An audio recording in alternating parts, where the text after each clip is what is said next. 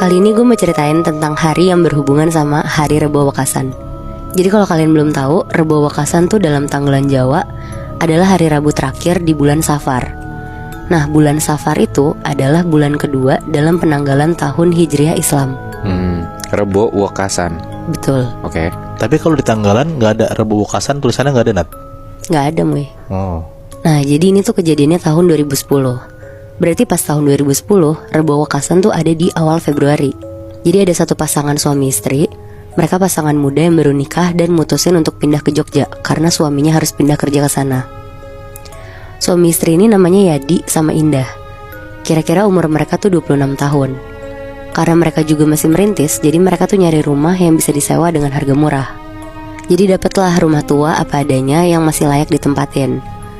Rumahnya tingkat 2 lantai, dan kamar tidur yang ditempatin mereka tuh di bawah deket ruang TV. Seminggu pertama mereka beresin rumah dulu nih, karena ada yang harus diganti furniturnya. Terus plafon juga ada yang bocor-bocor, jadi harus benerin. Setelah beres 1 minggu itu, akhirnya mereka bisa dengan nyaman nempatin rumah itu.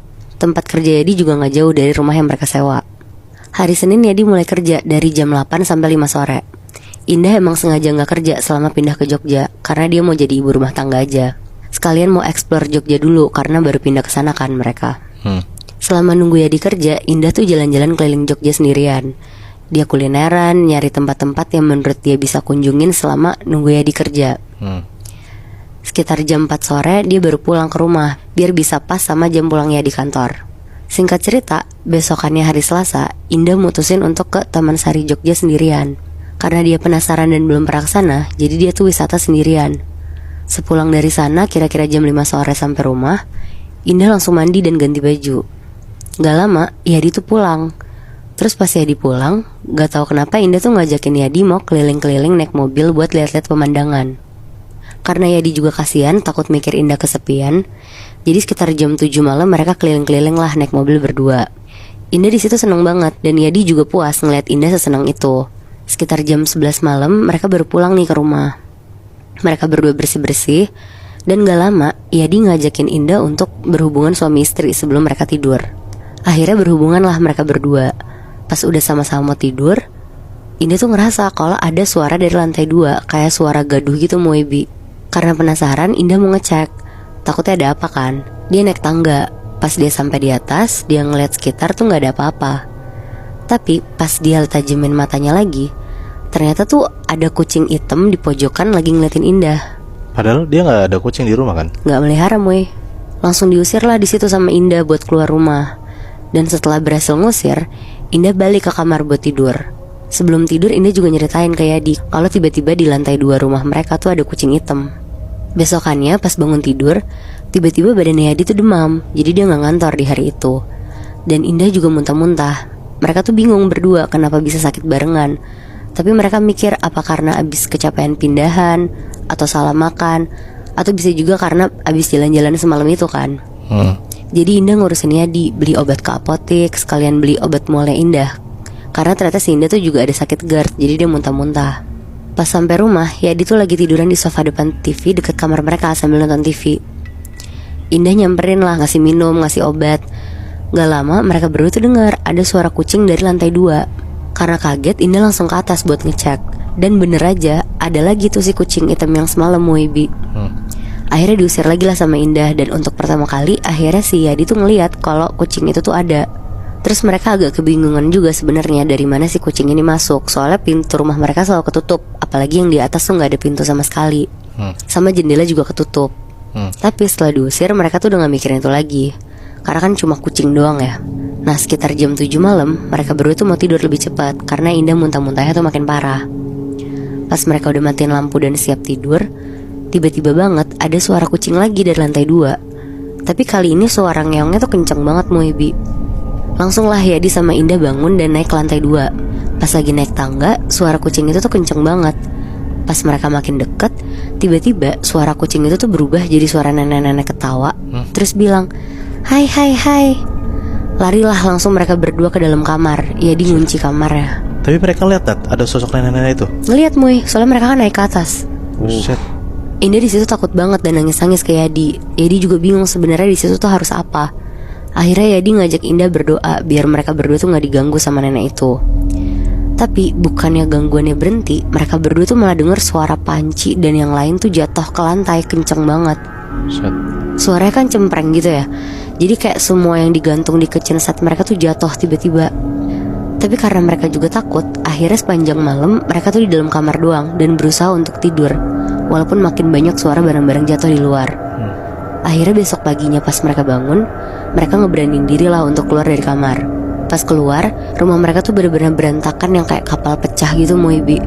Lampu jatuh, piring-piring pecah, pokoknya hancur banget. Karena Indah juga masih muntah-muntah, jadi setelah bangun tidur ya dia tuh mutusin buat gak ngehirauin rumah mereka yang berantakan. Terus langsung ngebawa Indah ke dokter. Nah sesampai di dokter, ternyata kata dokter Indah tuh hamil Moibi. Dan pas di USG, ternyata udah 3 bulan bayinya. Tapi anehnya, kata dokter, jabang bayinya Indah tuh kayak gak normal gitu Moibi. Maaf ya katanya kayak ada cacatnya gitu. Pulang dari dokter ya namanya calon ibu denger kabar kayak gitu kan pasti down banget ya. Indah nangis-nangis lah ke Yadi dan minta digugurin aja daripada anaknya lahir cacat. Tapi Yadi gak mau. Dia nelfon mamanya untuk ngabarin kalau Indah tuh hamil. Tapi di rumah baru mereka ini tuh tiba-tiba seketika banyak gangguan, mulai dari kucing hitam sampai nenek-nenek. Ngedengar itu mamanya Yadi tuh langsung bilang untuk tenang dulu. Dia bakal ngehubungin orang kepercayaannya, ya semacam orang pinter yang bisa ngelihat ada apa sebenarnya di balik itu semua. Malamnya mamanya Yadi tuh nelfon lagi untuk ngasih informasi. Ternyata Moibi, ada beberapa kesalahan yang dilakuin sama Yadi dan Indah. Yaitu di saat mereka berhubungan badan, mereka ngelakuin itu tuh di malam Rebo Wekasan. Karena mitosnya ternyata pasangan suami istri itu tuh dilarang berhubungan intim di hari itu, atau bisa terjadi kesialan yang menimpa mereka dan anak yang dikandung Indah jadi gak sesuai harapan mereka.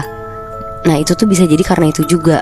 Jadi maksudnya dari cerita yang lu bilang, kalau di malam Rabu Wekasan tuh kita gak boleh berhubungan intim gitu Nat? Iya Bi, setahu gue juga bahkan tuh gak boleh keluar rumah kalau lagi malam Rabu Wekasan. Jadi benar-benar harus di dalam rumah aja. Wow, baru tahu gue. Gue juga baru tahu ternyata tanggalan Jawa tuh bener-bener banyak banget hal yang harus kita telaah ya. Karena kalau misalnya kita nggak ngeh ada sesuatu di malam Jumat Kliwon atau malam Rabu Wekasan, ya takutnya ya kayak cerita kita tadi kan bertiga kan, ada sesuatu hal yang terjadi aja gitu loh. Apalagi kalau gue sih ngelihatnya kayaknya bakalan terjadi hal-hal kayak gitu untuk di tempat-tempat yang emang percaya banget sama hal-hal kayak gini gitu loh, sama tanggalan Jawa yang sakral dan banyak mitosnya ini kan, kayak di Jawa Tengah, Jawa Timur. Gue penasaran sih, dari lo sendiri percaya nggak tanggalan Jawa itu ada sakralnya? Gue mau ceritain pengalaman seorang cewek namanya Tika. Tika, oke. Umurnya tuh 22 tahun dan dia tuh tinggalnya di Bandung. Tika tuh masih kuliah karena kampusnya di Depok. Jadi si Tika ini tuh nyewa apartemen di Depok. Bisa dibilang Tika ini jarang banget pulang ke rumah, apalagi semenjak almarhumah mamanya tuh meninggal 1 tahun lalu. Jadi Tika benar-benar lebih banyak ngabisin waktu di apartemennya yang di Depok. Sampai akhirnya pas Tika lagi libur semester, Tika kepikiran buat pulang ke rumahnya yang di Bandung. Walaupun sebenarnya rumah di Bandungnya ini tuh kosong, cuma ada orang yang jaga doang.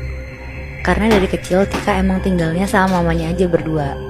Oh dia anak tunggal? Iya dia anak tunggal Moy. Terus. Itu juga jadi alasan terbesar kenapa Tika udah lama gak pulang ke rumahnya. Ya karena setiap dia pulang ke rumah dia tuh jadi sedih lagi, sama dia kepikiran mamanya yang udah gak ada. Jadi Tika nih berusaha buat ngedistract pikirannya dengan dia tinggal dan kuliah di Depok. Tapi karena dia juga bingung mau ngapain lagi di Depok, akhirnya dia pulang ke rumahnya. Tika naik travel dari Depok ke Bandung. Sebenarnya pikirannya Tika tuh selalu mamanya. Dia selalu ingat apapun yang dia dan mamanya lakuin di rumah. Tika juga sempat netesin air mata pas di travel. Tapi di sisi lain dia juga harus kelihatan kuat kan, karena udah setahun yang lalu mamanya meninggal. Setelah 4 jam Depok Bandung, akhirnya kira-kira jam 5 sore sampailah Tika ke rumahnya. Dari pas masuk pagar, Tika mikir apa dia jual aja ya rumah ini. Karena dia ngerasa rumahnya tuh gede banget untuk dia tinggalin sendiri. Pas pikirannya lagi kemana-mana, tiba-tiba dia disamperin sama Pak Rahman. Pak Rahman itu tuh yang biasa jaga rumah Tika selama Tika di Depok. Pak Rahman nanya, "Neng di Bandung sampai kapan? Mau ditemenin nginep gak? Berani gak sendiri?" Tika jawab, "Belum tahu sampai kapannya Pak. Gak usah ditemenin, gak apa-apa. Ini kan juga rumah saya, kenapa harus takut? Habis itu Pak Rahman bilang, ya udah Neng, saya pulang ya. Akhirnya Pak Rahman pulang. Tika lanjut beres-beres masukin baju-baju yang dikoper ke lemarinya. Karena ada Pak Rahman yang lumayan sering bersihin rumah, jadi rumah Tika tuh rasanya bener-bener kayak rumah yang masih ditempatin orang setiap hari gitu Moy, Bi. Keberdebu lah ya. Iya, Tika juga gak ngerasa asing sama rumahnya. Pokoknya ngerasanya nyaman banget. Sampai akhirnya udah sekitar jam 9 malam, Tika posisinya lagi nonton TV di ruang keluarga. Pas lagi nonton, tiba-tiba dia nangis kejar banget. Ternyata karena dia keinget almarhumah mamanya yang selalu nonton TV malam-malam sama dia. Pokoknya apapun yang Tika lakuin di rumah itu tuh dia ngerasa bawaannya tuh selalu sedih. Akhirnya sekitar jam 11 malam dia mutusin untuk masuk kamar dan siap-siap tidur. Pas mau tidur, Tika berdoa dan bilang kalau dia tuh mau banget disamperin mamanya di rumah ini. Pokoknya dia tuh mau ngobrol sama mamanya untuk terakhir kalinya. Dia berdoa sambil nangis-nangis saking sedihnya. Pas jam 2 pagi, Tika tiba-tiba kebangun. Dia kayak ngedenger suara TV di bawah tuh nyala. Terus disamperin kan sama Tika ke bawah. Pas dia lagi jalan ke bawah turun tangga, tiba-tiba dia denger kayak suara mamanya tuh lagi ketawa. Tika kaget kan. Terus dia lari turun tangga menuju ke ruang keluarga tempat dia nonton TV tadi. Pas Tika ngeliat, gak ada siapa-siapa. Tapi bener, posisi TV itu tuh nyala. Akhirnya dengan rasa kecewa, dia matiin TV-nya dan dia balik lagi ke kamarnya untuk lanjut tidur. Besokannya, pas Tika bangun tidur, dia ngerasa badannya tuh kayak pegel-pegel gitu satu badan. Terus dia tuh mikir, paling karena kecapean aja kemarin dari Depok. Tadinya Tika mau ketemu teman-temannya yang di Bandung. Tapi Tika ini tuh ngerasa kayak gak sanggup gitu loh buat pergi, kecapean banget gitu badannya. Akhirnya dia mutusin untuk di rumah aja, istirahat dulu baru besok pergi ketemu teman-temannya. Karena Tika sendirian, jadi dia sebenarnya gabut kan. Akhirnya dia ke kamar mamanya dan dia buka-buka album foto lamanya. Pas dia buka, dia kaget banget. Tiba-tiba ada suara, Tika, Tika. Di situ Tika kaget banget karena itu suara yang persis banget sama mamanya. Tika ngeliat sekeliling tapi nggak ada siapa-siapa. Dia jalan ke arah jendela kamar mamanya, gak ada orang. Bahkan dia tuh sampai buka pintu kamarnya, gak ada siapa-siapa juga. Tapi di situ Tika agak seneng, karena dia ngerasa mamanya tuh denger doa dia. Akhirnya dia nyoba nyari dan dengerin suara yang manggil dia itu. Tika keluar kamar, dia jalan, masih ada tuh suaranya.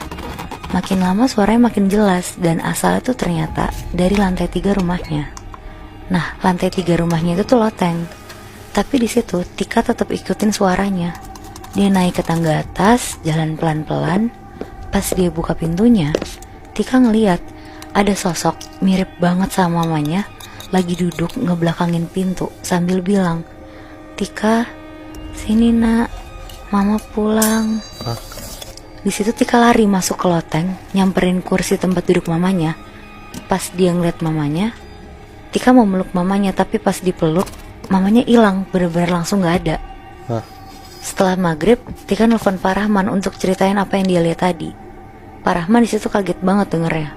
Pak Rahman bahkan bilang untuk jangan pernah ikutin suara itu lagi, karena itu nggak mungkin mamanya Tika kan. Tapi Tika di situ nggak peduliin omongan Pak Rahman. Ya kayak si Tika ini tuh udah buta lah dan udah nggak mikir pakai logika lagi. Di situ dia bener-bener ngerasa kalau sosok tadi tuh udah pasti mamanya. Akhirnya sekitar jam 10 malam, Tika ini sengaja pengen banget ngeliat mamanya lagi. Akhirnya dia mancing mamanya dengan tidur di kamar mamanya dengan posisi lampu mati. Jadi tuh gelap banget satu kamarnya. Pas udah matiin lampu, gak ada panggilan suara dari mamanya. Masih hening banget keadaannya. Tika kesel dan gak sabaran sama sekali. Akhirnya Tika ini teriak-teriak ngomong, Mama, Mama, mana mama, katanya pulang. Tiba-tiba jendela kamar mama itu kebuka kenceng banget, dak gitu. Bahkan kacanya tuh sampai pecah Moebi. Angin masuk kenceng banget. Terus dari pojok kamar mamanya, sebelah jendelanya dia, Tika tuh ngeliat